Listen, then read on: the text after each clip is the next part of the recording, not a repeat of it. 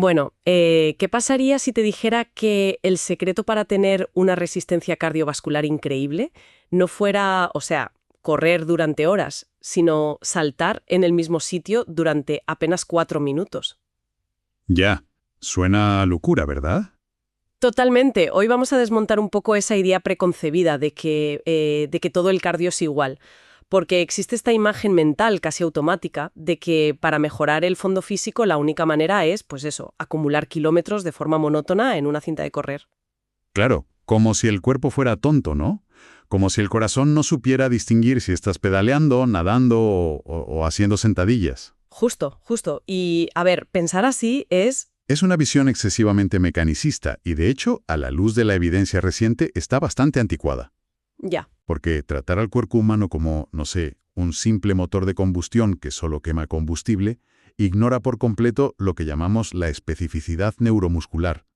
O sea, el sistema nervioso y las vías metabólicas no solo reaccionan al esfuerzo, sino que aprenden un idioma muy específico.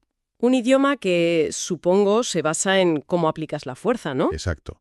En cómo se aplica la fuerza y en qué fracción de segundo exacta se exige esa energía. Vale, pues precisamente para entender la gramática de ese idioma, esta inmersión profunda de hoy se apoya en un documento científico que, madre mía, tiene un rigor metodológico excepcional. Sí, es un trabajo brillante. Sí. Para quienes nos escuchan y quieran acudir a la fuente original, vamos a analizar un artículo titulado, lo tengo por aquí, a ver, Jumping Interval Training, an Effective Training Method for Enhancing Anaerobic, Aerobic and Jumping Performances in Aerobic Gymnastics. Y fue escrito por un equipo estupendo, liderado por Dong Ma. Sí, Don Ma, y también están Rui Miguel Silva, Ki Su, Que Won también, sí. eso es, Ki Wang y Zijian Shao. Y bueno, se publicó en el Journal of Sports Science and Medicine en junio de 2024. Una revista muy potente, sí. Y la relevancia de este ensayo controlado aleatorizado radica sobre todo en que rompa un poco con el monopolio del running en los estudios sobre intervalos. Totalmente, porque estamos saturados de literatura sobre el HIIT, ¿verdad? El famoso entrenamiento por intervalos de alta intensidad.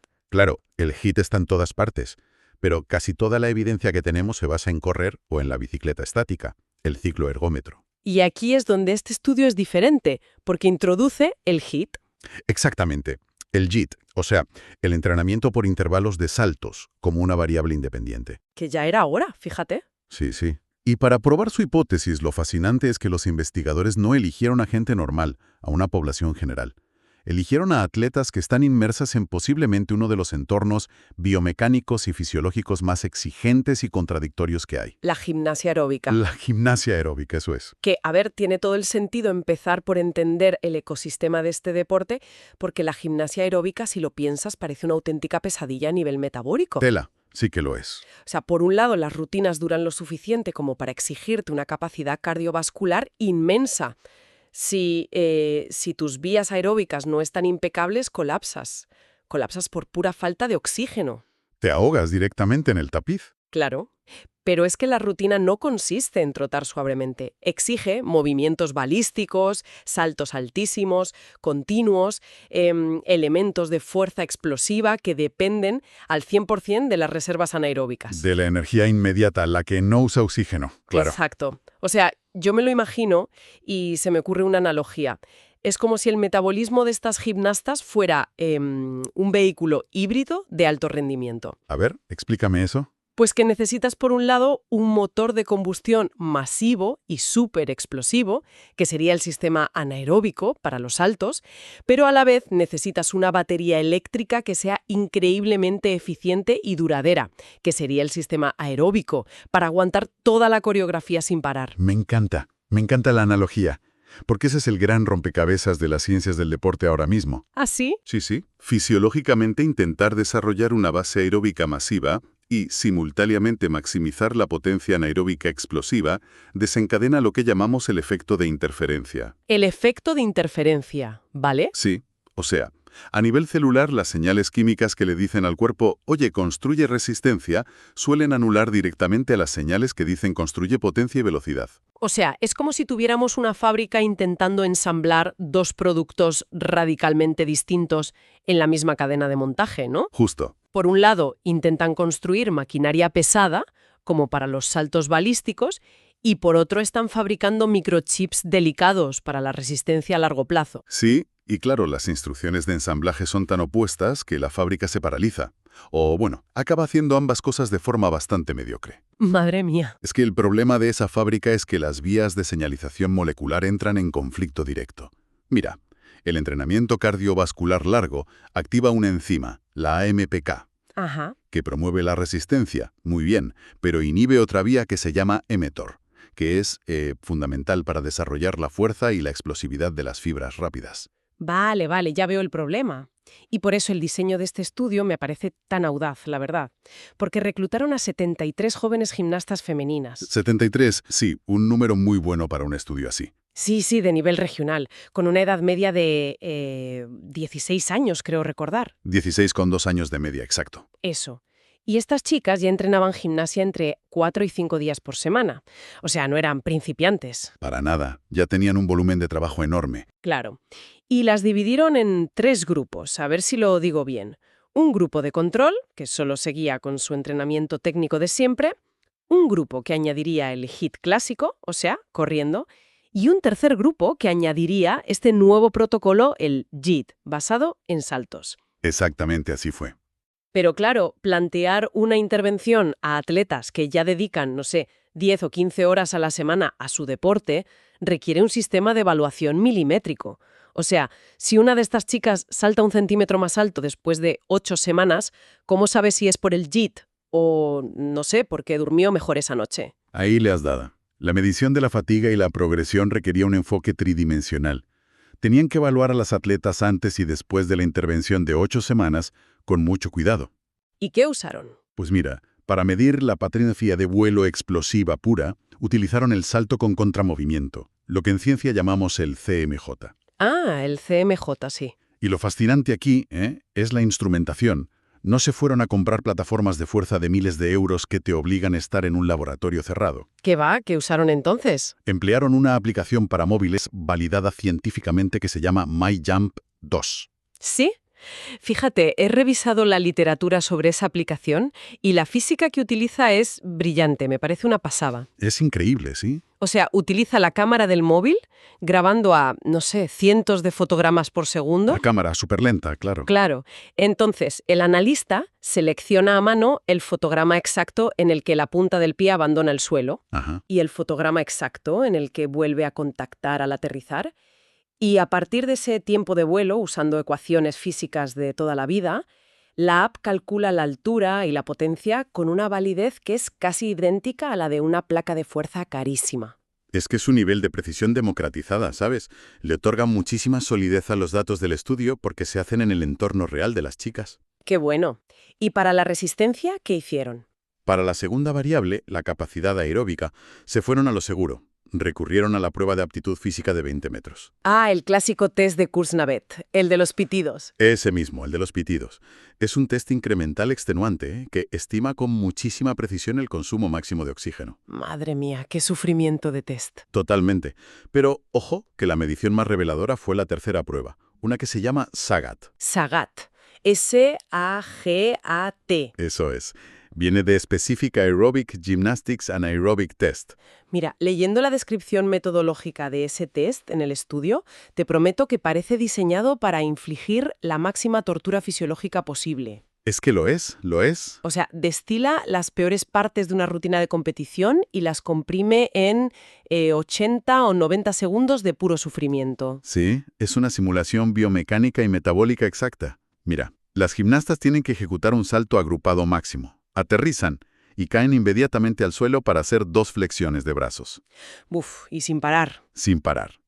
Y justo después de las flexiones, deben subir el cuerpo a una posición isométrica, el soporte en escuadra o soporte en L, aguantando su propio peso en el aire. ¿Y no lo hacen solo una vez? ¿Qué va, qué va? Tienen que repetir toda esta secuencia ininterrumpidamente durante 1 minuto y medio. Mide la caída de la potencia y la resistencia a la fatiga extrema, pero hablando el mismo idioma que ellas usan en la pista. Claro, claro. Pero, a ver, saber medir la fatiga está genial, pero el verdadero rompecabezas para los investigadores era cómo meter un estímulo nuevo sin destrozar los horarios de estas pobres chicas. Y sin sobreentrenarlas, claro. Exacto.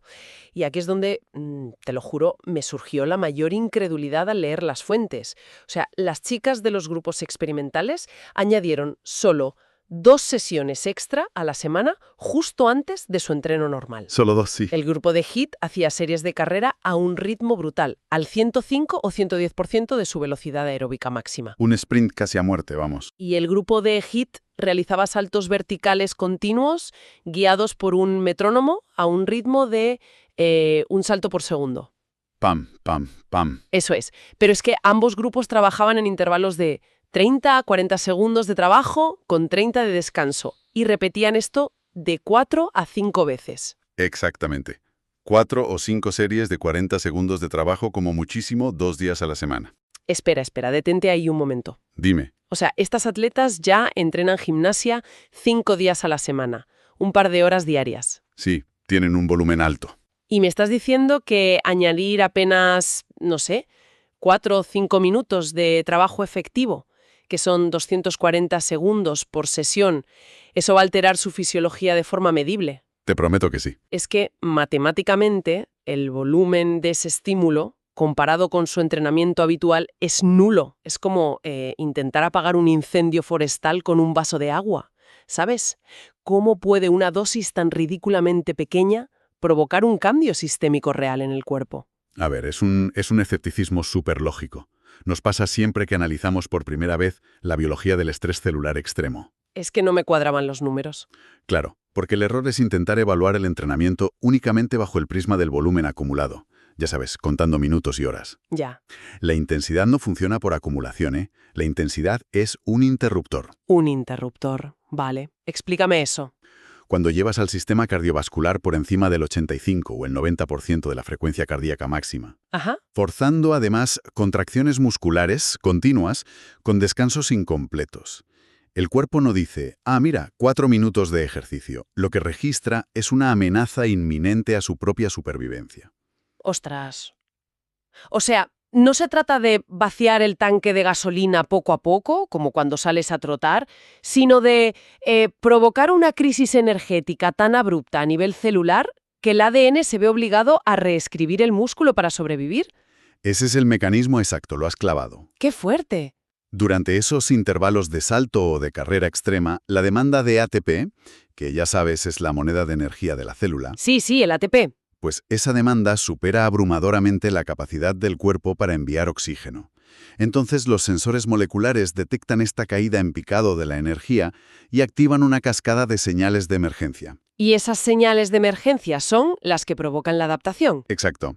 Estas respuestas a la falsa amenaza de supervivencia explican por qué, después de solo 8 semanas, los datos fueron tan espectaculares. Pues hablemos de los resultados, porque marcan una frontera clarísima. Vamos allá. El grupo de control, el que solo hacía sus horas de gimnasia técnica normal, se estancó. Sus métricas aeróbicas y anaeróbicas al final fueron casi idénticas a las del principio. Lo cual demuestra que practicar un deporte por muchas horas que le eches tiene un techo de adaptación fisiológica. Llega un punto en el que no mejoras más solo jugando o practicando. Claro, te estancas. Sin embargo, tanto el grupo que corrió, el HIIT, como el grupo que saltó, el JIT, mejoraron significativamente su resistencia en la prueba de los 20 metros y en el test de tortura, el SAGAT. Los dos grupos mejoraron ahí, sí. Entonces, ¿qué mecanismo celular se reestructuró dentro de esos músculos para darles más resistencia? Pues mira, la adaptación operó en 2 frentes simultáneos. Vale. Para la capacidad aeróbica, esa crisis energética de la que hablábamos desencadena un proceso fascinante: la biogénesis mitocondrial. Biogénesis mitocondrial. Suena a ciencia ficción. Sí, pero es muy real. El estrés es tan altísimo que el núcleo de la célula muscular recibe la orden literal de ensamblar nuevas fábricas de energía. Nuevas mitocondrias. Eso es. Y cuantas más mitocondrias tiene una fibra muscular, pues más oxígeno puede procesar para generar movimiento sostenido. Lógico. Y al mismo tiempo ocurre una capilarización periférica. O sea, más vasos sanguíneos, ¿no? Exacto. El cuerpo desarrolla una red muchísimo más densa de capilares microscópicos alrededor de cada fibra, para que el riego sanguíneo sea mayor.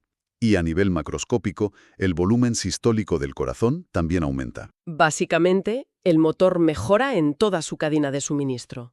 O sea, la bomba principal envía más sangre por latido, las tuberías se multiplican y las fábricas que usan ese oxígeno se hacen más grandes. Resumen perfecto.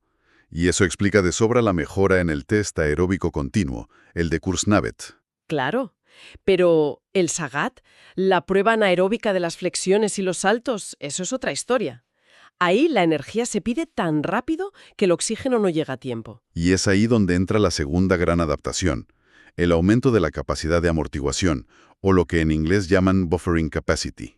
Ah, el famoso buffering. Sí, durante esos 90 segundos agónicos del Sagat, el músculo extrae energía descomponiendo glucosa de forma anaeróbica, sin oxígeno. Ajá. Y esta vía metabólica tan rápida produce un subproducto inevitable, una cantidad bestial de lactato y sobre todo de iones de hidrógeno. Uy, los iones de hidrógeno, que son los verdaderos culpables de que el pH del músculo caiga en picado y se vuelva todo ácido. Esos mismos. Es esa sensación literal de que los cuádriceps te arden y las piernas parece que pesan 100 kilos cada una, ¿verdad? Tal cual. La acidez paraliza la contracción muscular. Las enzimas no pueden trabajar. Ya. Lo que lograron tanto el grupo de carrera como el de saltos fue someter a sus músculos a baños repetidos de esta acidez durante 8 semanas. ¿Y cómo responde el cuerpo a eso? Pues, como respuesta adaptativa, el cuerpo sintetiza una mayor cantidad de proteínas transportadoras, particularmente unas que se llaman transportadores de monocarboxilatos, como el MCT4. MCT4.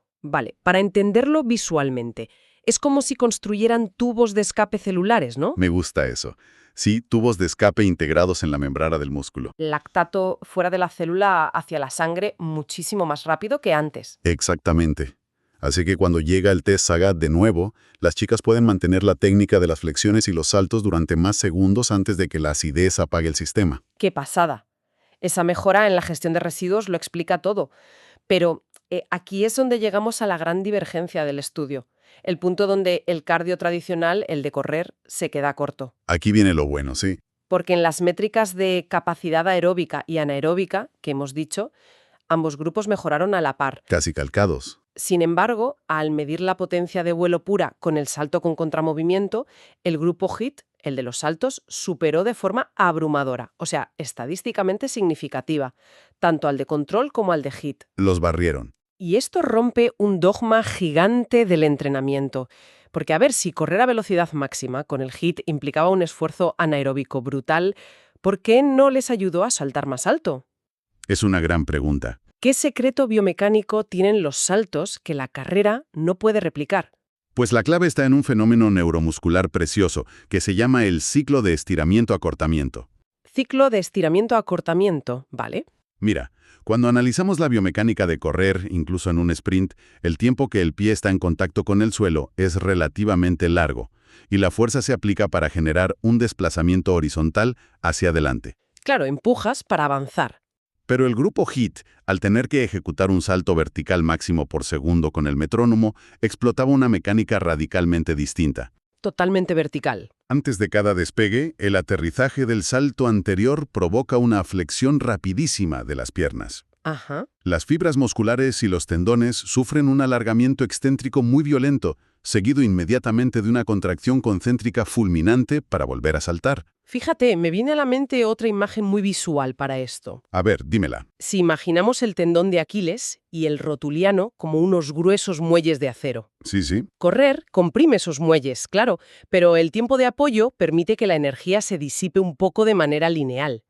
En cambio, caer desde arriba e intentar rebotar al instante contra la gravedad, eso te exige detener todo tu peso en seco y devolver la fuerza hacia arriba en milisegundos. Es el ejemplo perfecto.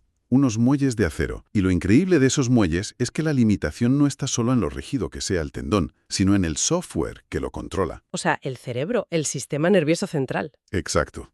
Al saltar una vez por segundo, el cerebro se enfrenta a un desafío de reclutamiento motor brutal. Tiene que enviar señales eléctricas masivas en una fracción de tiempo minúscula. Claro, si no te caes. Y como adaptación a este estrés tan específico de desarrollar fuerza tan rápido, el sistema nervioso se vuelve hipereficiente reclutando las unidades motoras más grandes y potentes que tenemos. ¿Qué son? Las fibras de contracción rápida. Exacto, las fibras tipo IX. O sea, resumiendo, el entrenamiento HIIT no solo construye esos tubos de escape celulares y las fábricas de mitocondrias igual que correr, Sí. sino que a la vez reescribe el código de comunicación entre el cerebro y el músculo, enseñándole al sistema nervioso a activar toda la potencia de golpe. Lo has resumido perfectamente. Consiguen resolver en solo 4 minutos el famoso rompecabezas de la interferencia. Fabrican maquinaria pesada y microchips en la misma fábrica sin que choquen. ¡Qué maravilla! Y ese es el triunfo absoluto de la especificidad. El grupo de carrera mejoró su resistencia, claro, pero su sistema nervioso no aprendió a aplicar fuerza vertical de forma instantánea, porque correr no te lo exige. Claro, no lo necesitas para correr. Por lo tanto, en un deporte como la gimnasia aeróbica, donde tu puntuación depende de lo alto que saltes mientras aguantas una coreografía tremenda, pues mandarles a correr o hacer sprints es sinceramente una oportunidad metabólica perdida. Tiene todo el sentido del mundo. Entonces, si destilamos toda esta complejidad hacia el mundo real, para entrenadores, preparadores físicos o cualquiera que base sus entrenos en ciencia, ¿cuál sería la conclusión práctica de este estudio? Pues la recomendación ineludible es que la especificidad debe dictar tu protocolo de resistencia. O sea, no vale cualquier cardio. Exacto. En deportes intermitentes, balísticos o acrobáticos, y no hablo solo de gimnasia, hablo de baloncesto, voleibol, artes marciales. El HIIT basado en correr es inferior. Inferior, así de claro. Así de claro. La recomendación es incorporar sesiones de HIIT de saltos de apenas 4 o 5 minutos netos, un par de veces por semana, antes de la sesión técnica. Con un volumen de tiempo minúsculo. Minúsculo. Te garantizas las adaptaciones cardiovasculares y de tolerancia al lactato idénticas a correr, pero con el valor añadido incalculable de optimizar ese ciclo de estiramiento-acortamiento y la explosividad del salto vertical. Fíjate, es la optimización radical del esfuerzo. Conseguir adaptaciones metabólicas profundas y a la vez afinar las fibras rápidas. Todo en un tiempo que es menor de lo que tardas en calentar. Es una eficiencia increíble, la verdad. Totalmente. Evidentemente, para quienes nos escuchan y quieran comprender la verdadera profundidad metodológica, ver los diagramas de las intervenciones o los matices estadísticos, es absolutamente indispensable acudir a la fuente original. Sí, el rigor académico no se puede condensar en una charla. Requiere una lectura directa para apreciar cómo los investigadores aislaron estas variables. Sí. Así que animamos encarecidamente a la audiencia a buscar y leer con calma este artículo en el Journal of Sport Science and Medicine. De verdad, la belleza del diseño experimental se aprecia mucho más viendo los datos nativos. Vale la pena, sin duda. Y bueno, para asegurarse de no perderse futuras exploraciones detalladas de la literatura científica deportiva, donde seguiremos analizando cómo la investigación cambia lo que sabemos de la fisiología humana, recuerden seguir el canal. Y activar las notificaciones, que el conocimiento evoluciona rapidísimo y esta especificidad es la verdadera ventaja competitiva hoy en día. Exacto. Activar las notificaciones es la vía más directa para que estos análisis les lleguen al instante. Eso es. Y para terminar, quiero dejar una última reflexión para la audiencia. Hemos visto cómo tendemos a aferrarnos a paradigmas genéricos, creyendo ingenuamente que para ganar fondo físico basta con hacer cardio, sin importar qué máquina usemos. El típico sudar es sudar, ¿no? Claro, el sudar es sudar, pero si este estudio nos demuestra, con pruebas irrefutables, que apenas 8 semanas de un estímulo de 5 minutos centrado de forma quirúrgica en el salto, puede reescribir la arquitectura neuromuscular y borrar del mapa al cardio tradicional en términos de explosividad. ¿Qué se dice pronto?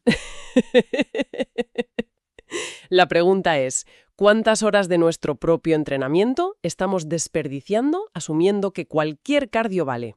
¡Qué gran pregunta! Si el cuerpo solo responde al lenguaje del estímulo específico, ¿le estamos hablando a nuestro sistema nervioso en un idioma genérico cuando deberíamos estar exigiéndole el dialecto exacto de lo que realmente queremos lograr? Ahí queda eso para pensar. Pues ahí lo dejamos, para la reflexión de cada cual. Hasta la próxima inmersión profunda.